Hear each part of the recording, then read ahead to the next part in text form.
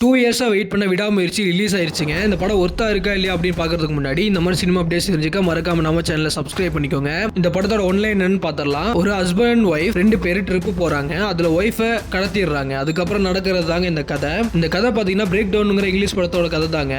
But screen play, music, acting இதெல்லாம் வேற. நம்ம அஜித் குமார் ஆக்டிங்ல, மகிழ் திருமணி டைரக்ஷன்ல, அனிருத் மியூசிக்ல வந்த ஒரு புது படம்னு சொல்லலாம். ஃபர்ஸ்ட் டைரக்டர் பத்தி பார்த்தரலாம். வெரி என்கேஜா அந்த கதையை எழுதியிருந்தாரு. ட்விஸ்ட் அண்ட் சென்ஸ்ல செமையா இருந்துச்சுங்க. அனிருத்தோட பிஜிஎம் ஒர்க் அண்ட் சாங்ஸ் எல்லாம் டாப் நாச்சா இருந்துச்சு. சவாதிகா சாங் பக்கா தியேட்டரல் மெட்டீரியல்னு சொல்லலாம். ஃபேமிலி ஆடியன்ஸ்க்கு கண்டிப்பா பிடிக்கும். செகண்ட் ஹாஃப்ல கார் சேசிங் சீன்லாம் சூப்பராவே இருந்துச்சு. ஏகே பத்தி சொல்லணும்னா ஒரு பெரிய ஸ்டாரா இவ்வளவு நாளா பார்த்தோம். ஒரு பக்கா பெர்ஃபார்மரா இந்த படத்துல பார்ப்போம். நோ இன்ட்ரோ, நோ மாசின், ஒவ்வொரு சீனுமே கூஸ் பம்பா இருந்துச்சு. முக்கியமா ஏகே ஃபேன்ஸ் உங்களுக்கே தெரியும் ஏகே எவ்வளவு ஹார்ட் ஒர்க் பண்ணுவாரு அப்படின்னு.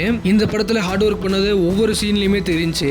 இதுல நடிச்ச த்ரிஷா, அர்ஜுன், ரெஜினா, ஆரவ் இவங்களோட ஆக்டிங் சூப்பராகவே பண்ணியிருந்தாங்க. எனக்கு ரெஜினா கேரக்டர் ரொம்ப பிடிச்சிருந்துச்சு. முக்கியமா இதுல பிளஸ்ஸா இருக்கிறதே விஷுவல்ஸ்லாங்க. சும்மா ஹாலிவுட் ஸ்டைல்ல பண்ணியிருந்தாங்க. அசர்பைஜானை பார்க்க முடியாதனாலும் இந்த படத்தை மூலியமா ஃபுல்லா சுத்தி காட்டிட்டாங்க. இந்த படத்தை பார்க்கும்போது தமிழ் படத்தை ஹாலிவுட் ஸ்டைல எடுத்தா எப்படி இருக்குமோ அப்படிதாங்க இருந்துச்சு. ஒரு ஏகே ஃபேனா இந்த படத்தை பார்க்காம ஒரு நார்மல் ஆடியன்ஸா பாத்தீங்கன்னா கண்டிப்பா இந்த படம் உங்களுக்கு பிடிக்கும். எல்லாத்துக்கும் தல தரிசனம் கிடைச்சதா இல்லையா, இந்த படம் எப்படி இருந்துச்சு அப்படின்னு நீங்க என்ன நினைக்கிறீங்க அப்படிங்கறத மறக்காம கமெண்ட்ல சொல்லிட்டு போங்க.